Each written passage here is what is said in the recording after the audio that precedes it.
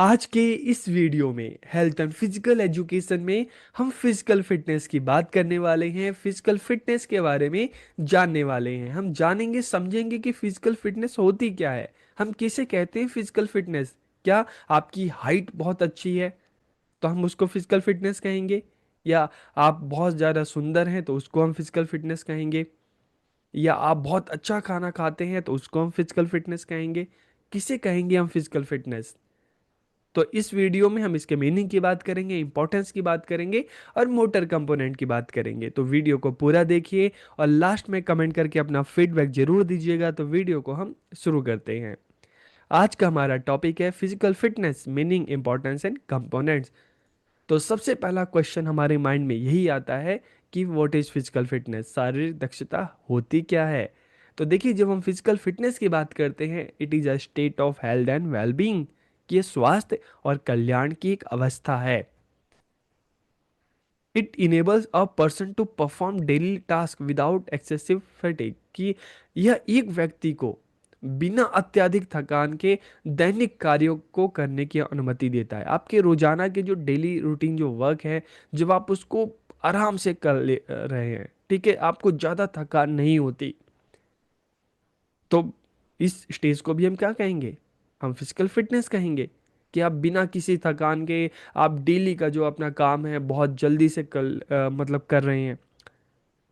आपको ज़्यादा थकान नहीं हो रही, आप आराम से अपने काम को कर पा रहे हैं। और it is typically achieve through proper nutrition, physical exercise and rest, की ये सारी चीज़ें कैसे हम अचीव कर पाएंगे? जब हमारी प्रॉपर न्यूट्रिशन हो, हम प्रॉपर तरीके से भोजन ग्रहण करें, हम फिजिकल एक्सरसाइज करें और साथ ही साथ अपने बॉडी को रेस्ट दें। तो जब हम ये तीनों चीज़ें करते हैं तो हम अपनी बॉडी को अंदर से भी और बाहर से भी फिट रख सकते हैं, स्ट्रांग रख सकते हैं।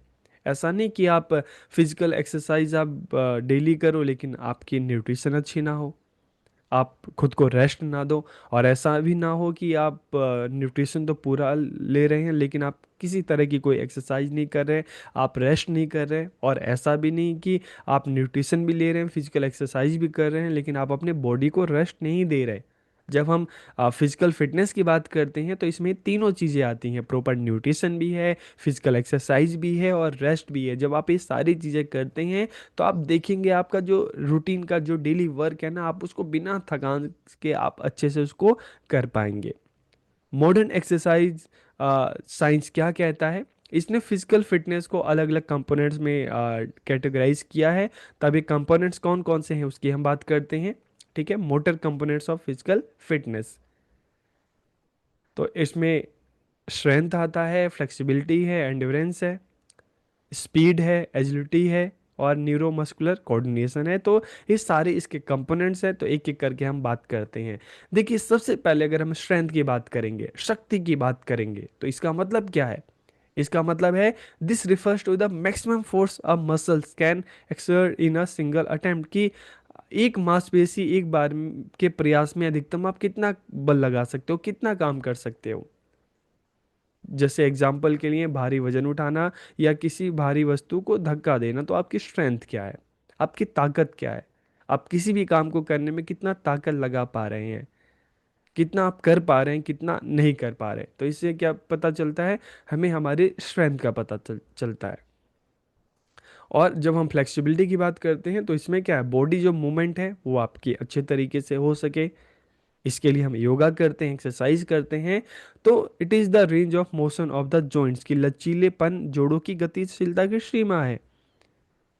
It is crucial for preventing injuries and maintaining mobility as one age, इसकी यह चोटों को रोकने और उम्र बढ़ने के साथ गतिशीलता बनाए रखने के लिए महत्वपूर्ण है।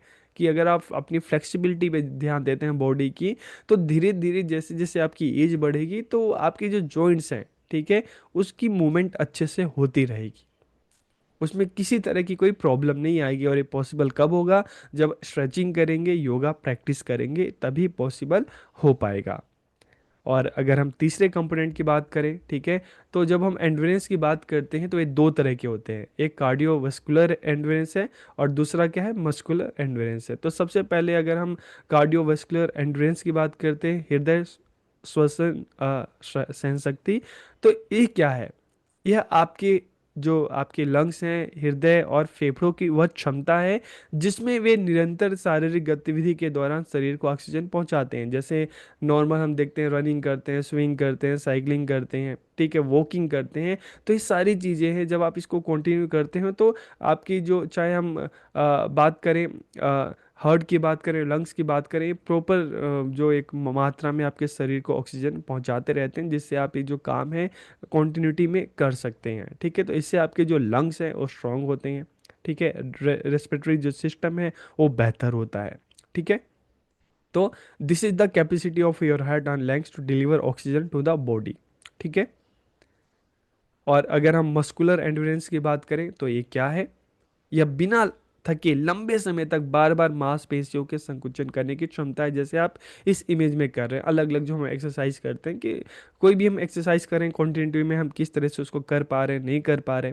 ठीक है, तो जब हम मस्कुलर एंड्योरेंस की बात करते हैं तो बिना थके लंबे समय तक बार बार मांसपेशियों के संकुचन करने की क्षमता है कि आप कितना कर पा रहे हैं।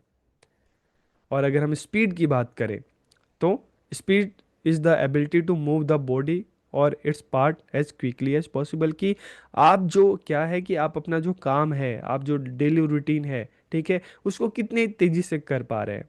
कहीं आप थक तो नहीं जा रहे बार बार, या आप अपने काम को बिल्कुल क्विकली आप तेजी से आप उसको कर पा रहे हैं। ठीक है, तो यह प्रतिक्रिया समय और गति की चाल का परिणाम है। It is the result of reaction time end moment velocity. तो इसमें दो चीजें हैं कि आप किसी भी काम को करने के लिए आपका रिएक्शन क्या है, आप कितनी तेज उस काम को कर पा रहे हैं। ठीक है, it refers to how quickly you react to a stimulus, कि आप किसी उद्दीपन पर कितनी जल्दी प्रतिक्रिया करते हैं। अगर आप बैठे हैं तो अगर उठ के आपको कोई चीज़ लेना है तो कितनी जल्दी आप ले पा रहे हैं, और जब उठ रहे हैं तो क्या आराम से उठ जा रहे हैं, कोई दिक्कत तो नहीं हो रही। ठीक है, तो कोई भी काम आप कर रहे हैं तो उसका जो रिस्पॉन्स आप कर रहे हैं, तो मोमेंट ऑफ वेलोसिटी है, रिएक्शन टाइम है, क्या है, तो इनमें ये चीज़ें देखी जाती हैं। धीरे धीरे हम देखते हैं कि एज के साथ जो मोमेंट टाइम है और मोमेंट वेलोसिटी है, रिएक्शन टाइम है, इनमें हमें अंतर देखने को मिलता है। लेकिन जब हम अब डेली एक्सरसाइज करते हैं, अच्छा खाना खाते हैं, रेस्ट करते हैं, तो इन पे ज़्यादा असर नहीं पड़ता। तो कम से कम समय में अधिकतम गति तक पहुंचने की क्षमता ही है, ठीक है, स्पीड। और अगर हम एजिलिटी की बात करें, फुर्ती की बात करें, तो यह संतुलन और नियंत्रण बनाए रखते हुए शरीर की दिशा को तेजी से और सटीकता से बदलने की क्षमता है। एग्जाम्पल के लिए हम कबड्डी खेलते हैं, फुटबॉल हम देखते हैं, हॉकी देखते हैं, तो इसमें तो यही चीज़ें होता है ना। तो इसके लिए क्या जरूरी है? इसके लिए combination of balance, coordination, speed, agility, सारी चीज़ें जरूरी है। जैसे एग्जांपल के लिए फुटबॉल का खिलाड़ी, कि फुटबॉल लेके इतने सारे प्लेयर्स के बीच में से निकालना फिर गोल करना, तो इसके लिए क्या चाहिए? एजिलिटी, फुर्ती चाहिए होती है। और अगर हम न्यूरोमस्कुलर कोऑर्डिनेशन की बात करें तो एग्जांपल के लिए हम बैडमिंटन खेलते हैं, तो बैडमिंटन में क्या देखते हैं आप? इसमें चाहे हम अपने लेग्स की बात करें, हैंड की बात करें, आइस की बात करें, हर चीज़ में हमें कोऑर्डिनेशन देखने को मिलता है।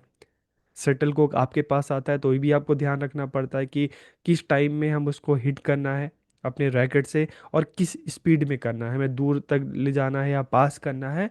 तो ये क्या है? Neuro muscular coordination. ठीक है, कि यह जटिल गतिविधियों को सुचारू और कुशलता से करने के लिए जो सीएनएस है, ठीक है, सेंट्रल नर्वस सिस्टम की मांसपेशियों के साथ तालमेल बिठाने की क्षमता है।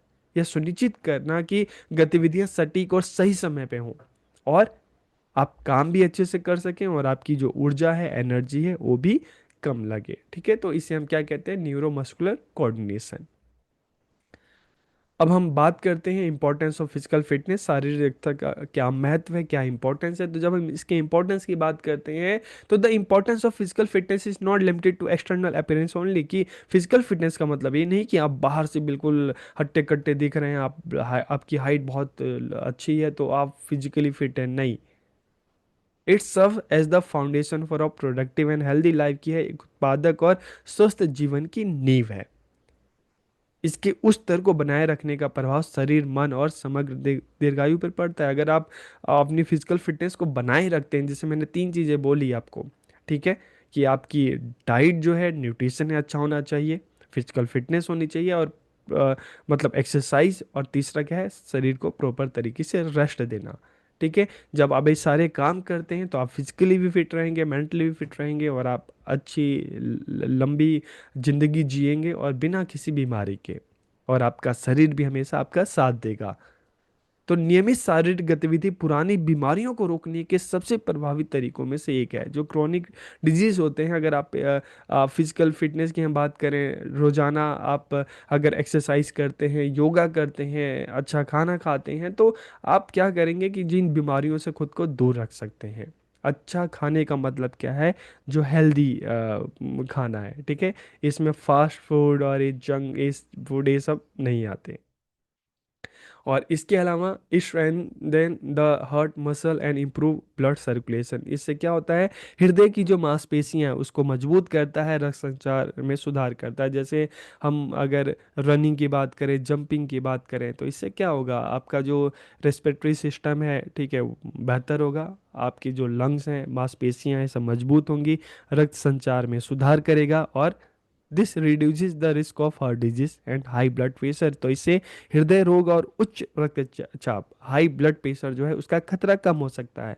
It helps regulate blood sugar level की, आपका जो ब्लड शुगर लेवल है उसको भी ये मेंटेन करता है। It enhances bone and muscle strength की, इससे आपकी जो हड्डियां हैं, मांसपेशियां मजबूत होती हैं, स्ट्रेस कम होता है, मूड आपका बेहतर होता है।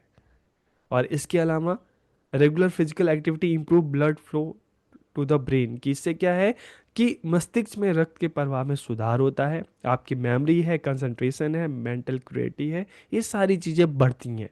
और improve fitness enhances functional capacity in daily life. Daily life में जो आपकी कार्य क्षमता है, ठीक है, फंक्शनल कैपेसिटी, उसमें सुधार होता है। आप काम करने में थकान महसूस नहीं करते।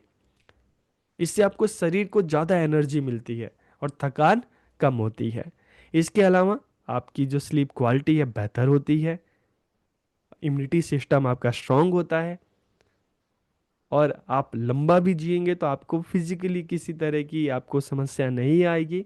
और इसके साथ ही साथ हम इस तरह की फिजिकल फिटनेस की बात करते हैं, अलग अलग स्पोर्ट्स की बात करते हैं, गेम्स की बात करते हैं, पार्क में जाते हैं, घूमते हैं, टहलते हैं, एक्सरसाइज करते हैं, और भी लोग आपके साथ मिलते हैं, तो सोशल इंटरेक्शन आपका बेहतर होता है, एक कम्युनिटी बिल्डिंग होती है, आप नए नए लोगों से मिलते हैं, ठीक है। तो it provides opportunity for social interaction and community build. तो इस तरह से हमने जाना, हमने समझा फिजिकल फिटनेस होता क्या है, मीनिंग क्या है, इंपॉर्टेंस क्या है, और इसके अलग अलग कंपोनेंट्स क्या हैं। तो वीडियो आपको कैसा लगा कमेंट करके ज़रूर बताइएगा। आप सबका बहुत बहुत धन्यवाद।